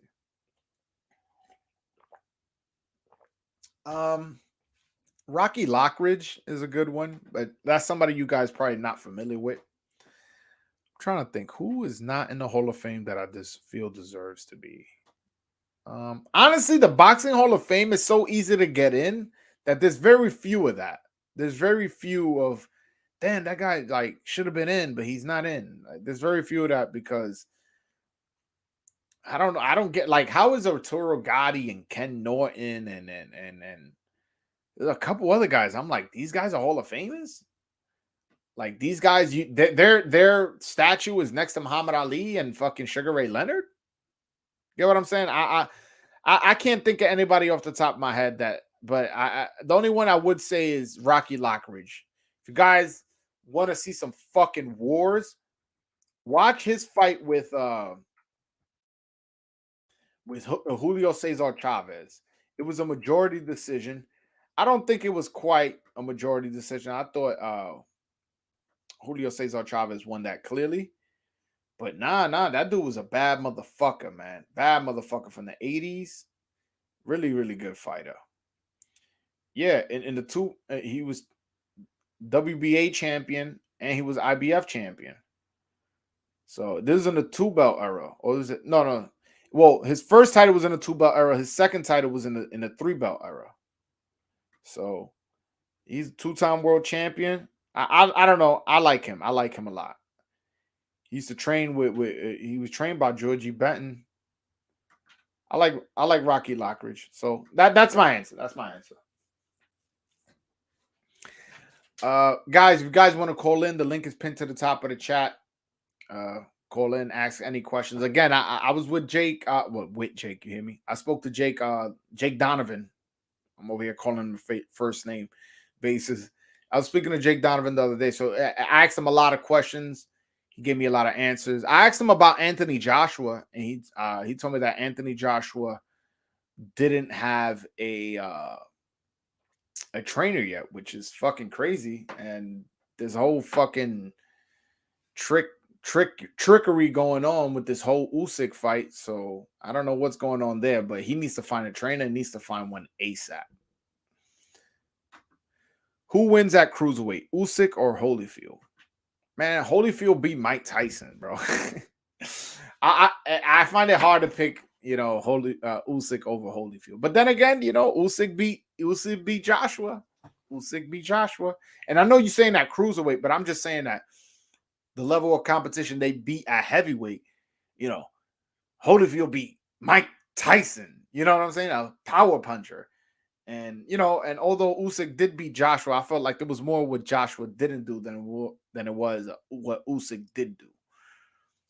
But yeah, a fight that I would have loved to see is Roberto Duran versus Floyd Mayweather. Because Roberto Duran was a very messy, ugly fighter. He would throw elbows. He would push you on the ropes. He would use his head. He was also really good with rolling with shots.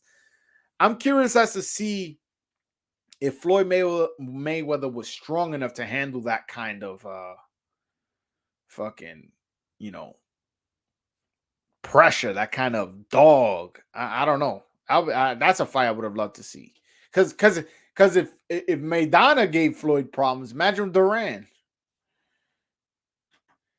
Man, that's crazy how James Toney beat Holyfield, bro. Well, first, James Toney's a bad motherfucker. So losing to James Toney ain't no shame in that. And also, if I'm not mistaken, James Toney then tested positive for a banned substance. And the fight turned into a no contest. And it was an old Holyfield. This wasn't prime Holyfield. This was in 2003. Oh no, he stopped him. All right. Oh no. So it was another fight that it was the John Ruiz fight. I got him mixed up. But yeah, by that point, that wasn't the same Holyfield. The best Holyfield was in 92, 93, 94, 95. That was the best Holyfield. The guy fought him in 2003, after having 2 fights with Mike Tyson, after having 2 fights with Holyfield, with Lennox Lewis, after having 3 fights with Riddick Bowe, 1 fight with George Foreman. Like, he did all of that in the 90s, and then he goes into 2003 to fight James Toney, who's a Hall of Famer in his own right. That's the reason why he lost to James Toney. Nah, man. I'm not going to give James Toney full credit. He ain't beat a prime Holyfield. Nah. That's why I would like to see Ward versus Canelo. Ward be leaning on dudes and use his skill. No, I agree. Ward, I would love to see that. Also, I would love to see how Ward handles another fighter who's a thinking fighter, another fighter who has very high IQ, because maybe Canelo would lose the first 4 or 5 rounds because he's being leaned on and all this. But what happens when Canelo starts adjusting to that? And when you go to lean on him, he hits you with a quick uppercut and the left hook right there. Boom, boom. Does, Andre Ward handle that? Does he, because at any moment, honestly, Canelo could break your jaw. Canelo could break your face. We've seen him do it. I've never seen him break a jaw, but I've seen him break a face, breaking an orbital bone. That shit looked like fucking, he got into a car crash when they put his x-rays on Twitter. He literally broke this whole side of his face with one punch. So I would love to see that. But I think Andre Ward would win, because Andre Ward's just a winner, and he doesn't care if it has to be ugly. He's just there to win, and he doesn't care. But I'm not going to discount Canelo. Canelo definitely has a chance. Definitely.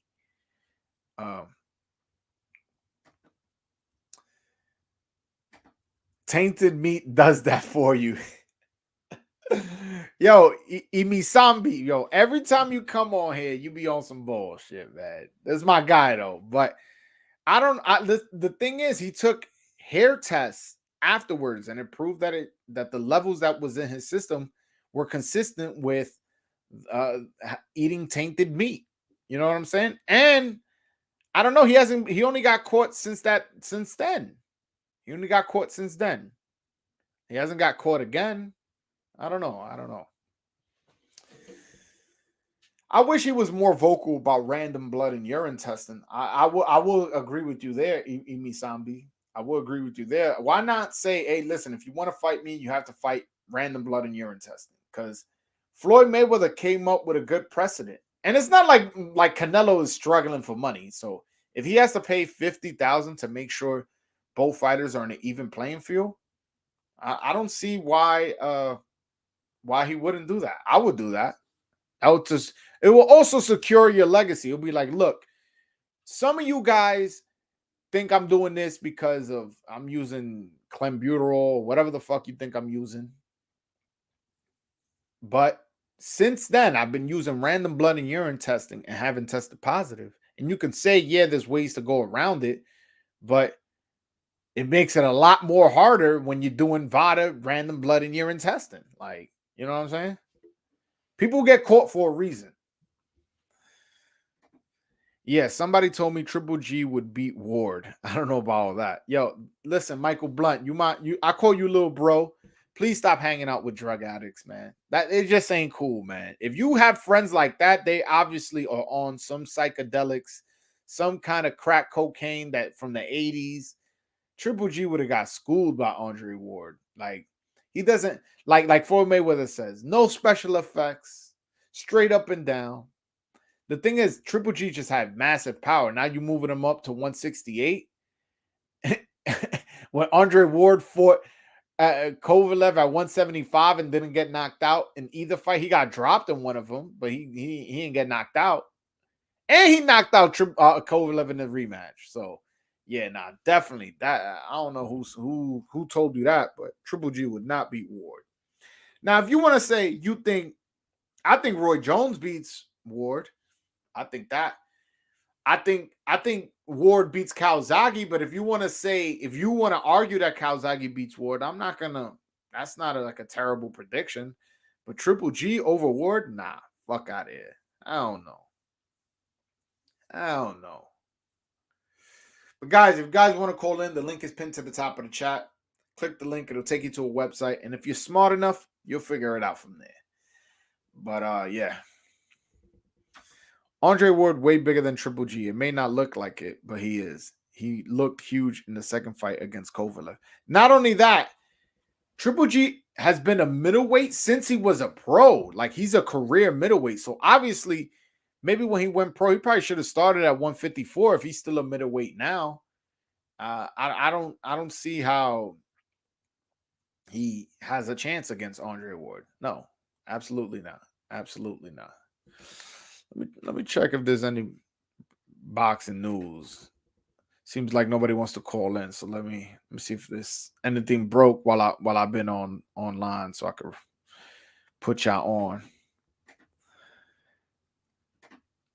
But yeah, man, yo, guys, if you guys have any question as far as what's going on in boxing, I have answers, man. I spoke to some very, very connected people who put me up on a lot of game. By the way, they talking about June 5th for the Kambosos Lomachenko fight. For anybody wondering, and they're gonna do it Sunday morning in Australia, which will be prime time for us. So somewhere around 7, 8, 9, 10 p.m. is gonna be here in America, and it's gonna be on ESPN for free. Not no pay-per-view bullshit that Fox be giving us. ESPN is giving us that fight for free on ESPN. Shout out to ESPN for that one. Definitely shout out to ESPN for that one.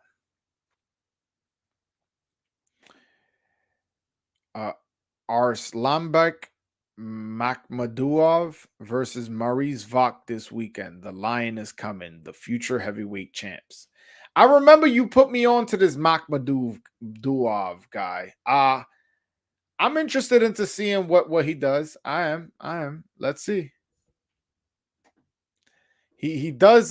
He fights out of Montreal, if I'm not mistaken. You were the one that put me on, and a lot of good boxers come out of Montreal. And he's Russian, I want to say. You know, obviously Russia has produced many great champions, or Ukrainian. Either way, both countries produce great champions. So I'm interested in that fight. Maurice Vok is a big heavyweight. So it's a good way of seeing how he handles that. Missed the beginning. What is the justification for Kambosos fighting Chenko instead of Haney? I honestly, I'm not sure. I'm not sure there's a justification, but it seems to be there's a problem with the money or the rematch clause, because Lomachenko says he's willing to give Kambosos a rematch clause where the rematch will be in Australia again. You know what I'm saying? So if he beats Kambosos, he'll have the rematch again in Australia. So both fights will be in Australia. I'm not sure Devin Haney was willing to submit that, but he's recently come out on Twitter saying whatever Lomachenko said he's going to do as far as pay cut, as far as going to Australia, as far as rematch clauses, I'm willing to do. He didn't say that exactly, but he basically what he said was anything Lomachenko's offering, I'm offering too. So, yeah. Loma and Kambosos giving off Manny versus Jeff Horn vibes. ESPN fight in Australia. Please don't say that. And Loma and Pacquiao are both southpaws. Nah, I don't see Bob Arum allowing Australia judges. I believe he'll have like, you know, a Ukrainian judge, a judge from Vegas, a judge from New York, or something like that, as a 3-judge panel. And also, who knows if this fight goes 12, man? Lomachenko just might get him the fuck up out of there with a body shot. Who knows? Who knows?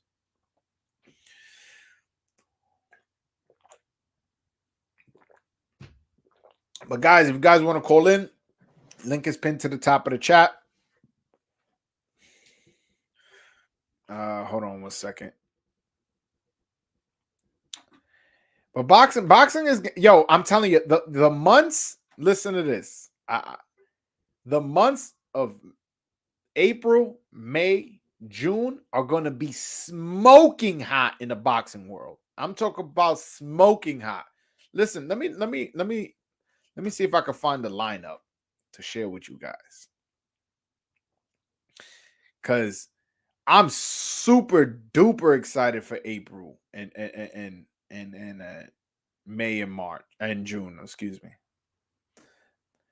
Now I can't find it all nice and neat where I can screen share. But point is, in April we got Ryan coming back, we got Spence coming back, we got I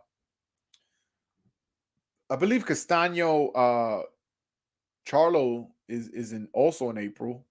Lubin versus Fondora is in April. And then in May, we got potential. They're saying that Joshua Usyk is potentially in May. That We all know Cinco de Mayo, most likely Canelo's going to fight then.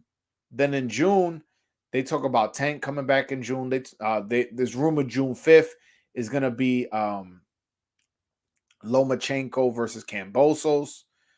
Also, the Puerto Rican Day Parade. I'm sure Edgar Berlanga is probably going to fight that week. Yo, I'm telling you, it's going to be stacked. And then Tio may come back. Tio said he's coming back in May. I doubt he comes back in May, but who knows? Maybe he comes back in June. Those are going to be 3 months that are just going to be fucking stacked. Makhmudov has the same coach as Beterbiev, Mark Ramsey. And Mark Ramsey's a good coach. By the way, if Makhmudov gets knocked out, K Boomerang, I'm going to be on that ass. Because you've been talking about this dude. I never seen this dude. I never seen him. But if he better be good. But if he's getting trained by Mark Ramsey's a good coach. Loma did Comey bad. Yeah, I was at the Comey fight. I was at the Comey Loma fight. I went with my brother. And yeah, Lomachenko looked as good as ever, man. And he looked as good as ever against Nakatani too. I think he needed that TO loss to realize, like, yo, bro, motherfuckers out here training hard too. And I feel like the reason why I don't want to dismiss Loma not stopping Kambosos is one, if we know that he may get a favorable decision in his hometown, you don't think he knows that? So he may fight with a little bit of urgency. Also, Lomachenko hasn't been stopping guys at 135 as frequent, although he did stop Linares with a body shot. But and he stopped Nakatani. But you got to remember, he's a smallish lightweight, but so is Kambosos. So that the size advantages that he's usually dealing with isn't going to be the case anymore. You know, he's going to have somebody who's similar in height, similar in size, and they're going to be fighting. And again, if he outclasses him, it could get to the point where he makes him say no mas, and no Maschenko is back. Who knows? Who knows? Who knows?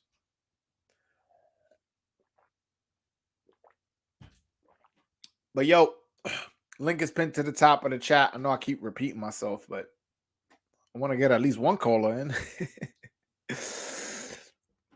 Oh, wait. Let me see if I could. Hold on. Boom, boom, boom. There we go.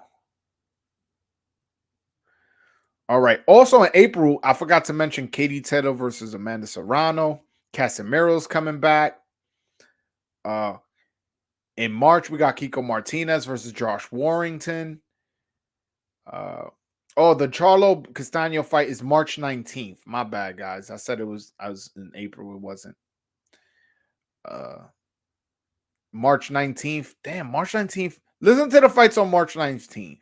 That's a fucking stacked date. David Avanesian is fighting against Oskari Metz, whoever that is. But point is, a lot of David Avanesian comes up a lot on my live. Jamal Charlo versus Castano. That's a fantastic fight. Sonny Edwards versus Mohammed Wasim for the IBS Flyweight Championship. Also, Edgar Berlanga versus Steve Rose and Virgil Ortiz versus Michael Mickinson. That's all on March 19th. That's a day you just take off of work and just get in your fucking robe and your slippers and you watching boxing all day because you watch the UK fights.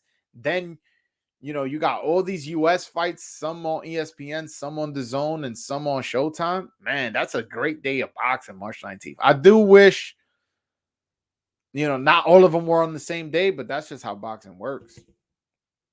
Oh, really? Regis Progress on that Sunny undercard too? I did not know that. Hold on 1 second.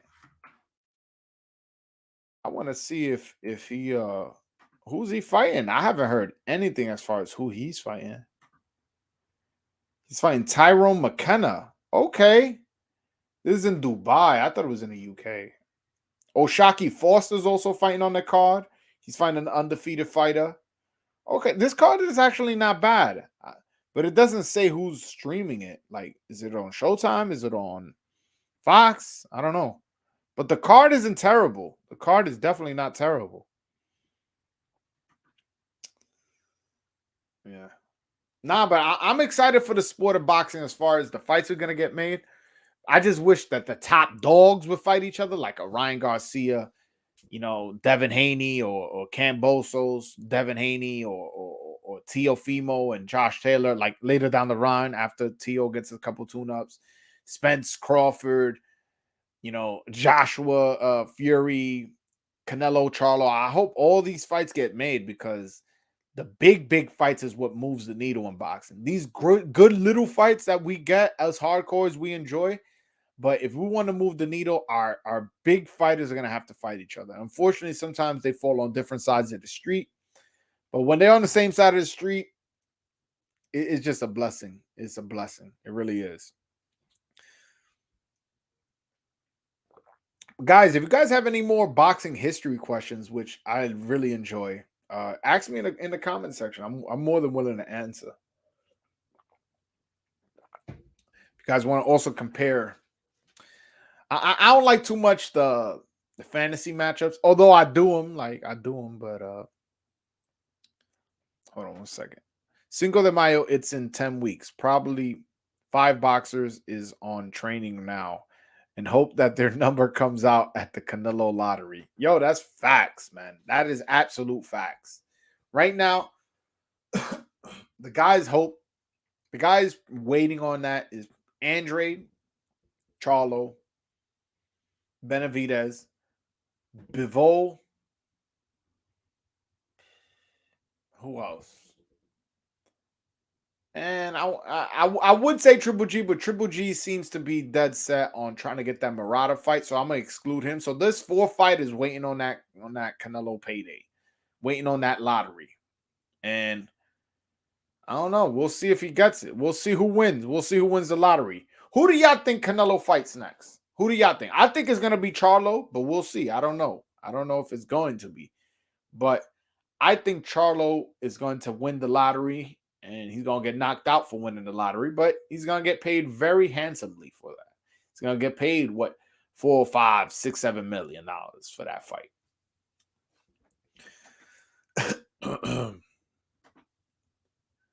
But yeah, man, I'm about to hop off. Seems like, hold on one second. All right, this came up. Before I hop off, let's read this together.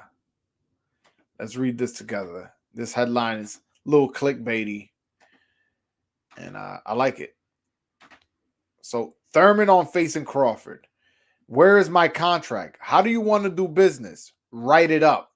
So he's basically saying, send me a fucking contract and then maybe we can talk about fighting.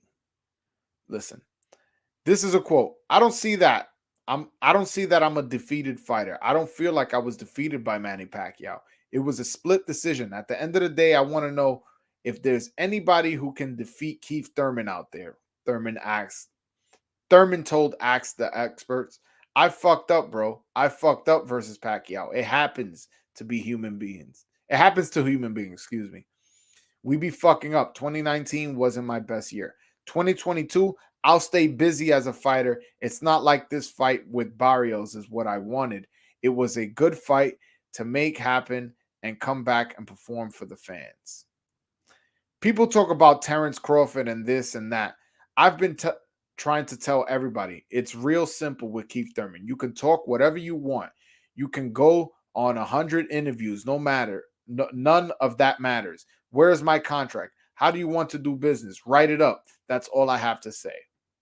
Well, the thing is, the reason why Terrence Crawford can't write up a contract and send it to him is because he doesn't have a network backing him. Before, when he was with ESPN and Bob Arum, he could have told Bob Arum to write up a contract, send it to Keith Thurman's team, and see whatever you guys can negotiate. But he's no longer with Bob Arum. He's actually suing Bob Arum. As far as the zone is not supporting Terrence Crawford. Eddie Hearn came out and said, like, yeah, what do I have to offer him? Plus, he's not going to drive up subscriptions. He's not a popular fighter. A bunch of bullshit that I think he should have kept to himself. I didn't like the fact that he said that. And as far as PBC, he seems like he doesn't have a relationship with PBC. And it would have to be PBC sending Terrence Crawford a contract. So him saying that is just smoke and mirrors. He's just trying to create a narrative that Crawford is ducking him, and whoa, if Crawford wasn't ducking him, then he would have sent him a contract. No, motherfucker, he don't have a fucking network to send you a contract. He's a free agent. You understand that? Canelo doesn't have a network. Canelo either has to go to Showtime and fight Charlo, or go to DAZN and fight Bivol, or go to ESPN and fight Beterbiev, or whoever they got to offer up to him. That's just how boxing works. So Keith Thurman knows what he's doing. He knows Crawford is not going to send him a contract because he's not backed by a network. If anything, Thurman should be saying, I'm going to send you a contract because I'm backed by PBC and Showtime. Don't worry. Who's your manager? Al Heyman's going to send him something. But, a lot of times it takes motherfuckers who actually know something about boxing to translate this shit. But, and plus, Crawford would fucking smoke that dude. No disrespect to Thurman, but if Barrios is hurting you to the body, you imagine what Errol Spence and Crawford would do to you. I think Spence is, Thurman is done as a top fighter. Too many injuries, too many layoffs. He's very injury prone. He even hurt his hand against Barrios. Oh, I hurt my hand in the second round. Damn, motherfucker, you couldn't go 2 rounds without getting hurt? It's like, and you was wearing 10-ounce gloves as opposed to the normal 8. You probably would have hurt your hand worse had you had 8-ounce gloves. Yeah.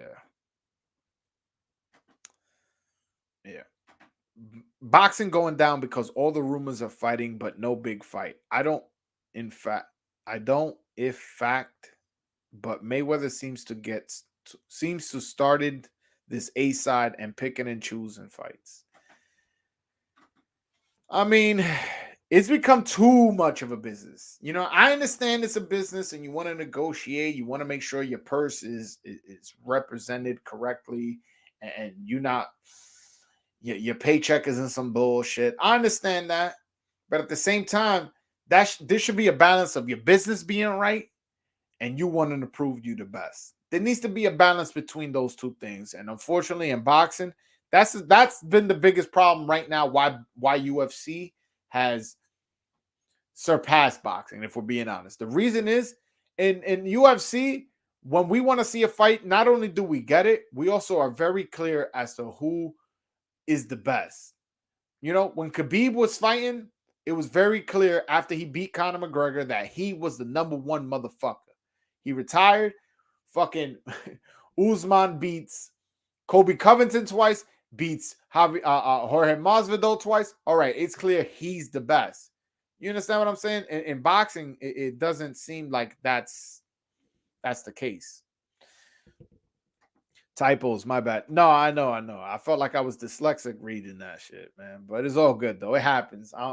Sometimes autocorrect be fucking me up, too. I be sending the most fucking stupid-ass text messages. But then I look, it's because of the autocorrect. But yeah, we good, bro. I figured out what you was trying to say. But as far as you blaming Mayweather, I don't think that's necessarily true. Look at his resume. He fought Canelo, Pacquiao, Oscar De La Hoya, Cotto, Mosley. Like, damn, you can't say he picked and choose his fights when he fought all those Hall of Famers.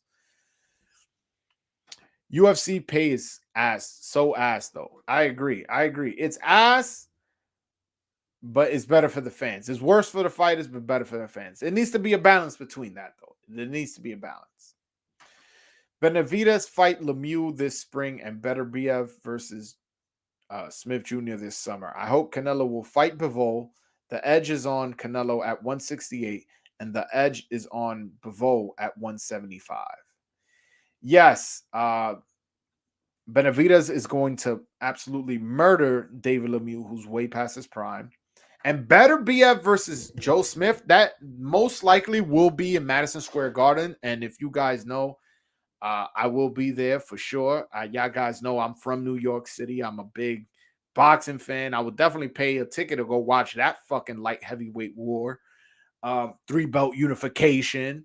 You know what I'm saying? Also, Joe Smith is a draw here in New York. Joe Smith has a lot of Long Island followers that would travel from Long Island to Manhattan to watch him fight. And the casual boxing fan in New York City is knowledgeable enough to know that's a good fight, and we'll go see it. Also, there's a big Russian population here in New York, especially in Brooklyn. And I know Madison Square Garden is in Manhattan, but that's a short train ride depending, where in Brooklyn you live.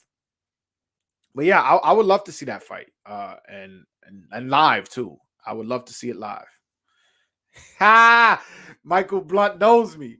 Joel wants Joe Smith to get knocked out for show. Hell yeah. Hell yeah. I hope he gets knocked out. I've been rooting against him ever since I fucking met him, man. And it's crazy. I'm probably gonna end up meeting the guy later in life and like him. But as of right now, I'm petty, man. I hold grudges, man. Just because I'm a journalist, don't mean you treat me like I'm some fucking little bus boy. Get the fuck out of here, man. I'm that dude, man. Like, listen, I'm from Brooklyn. Like, again, I'm a cool guy. I'm a cool guy, as you guys see. But I'm still from Brooklyn. You know what I'm saying? I expect a certain level of respect from a man to give me, and I always reciprocate that. That's why when motherfuckers make fun of me, cool. As long as I can make fun of you, we keep it a respect level. Let's not go over the line. Same thing with, you a boxer, I'm a journalist. I'm going to ask you questions. All right, I'm going to expect some kind of courtesy of man to man. And I ain't feel like I got that from Joe Smith. So, I'm being petty because this is shit for like fucking 10 years ago. But at the end of the day, I'm petty. And I felt like he dismissed me when I don't feel like I was out of line trying to talk to him. I was a credentialed journalist that night. Yes, I was an intern, but he didn't know that. And I felt like he didn't give me the respect I deserve, but it's all good. Let's see if, Beterbiev is going to take care of that problem for me. I'm going to be there. I'm going to lose my fucking voice that day. I'm definitely going to that fight. I'm going to lose my voice.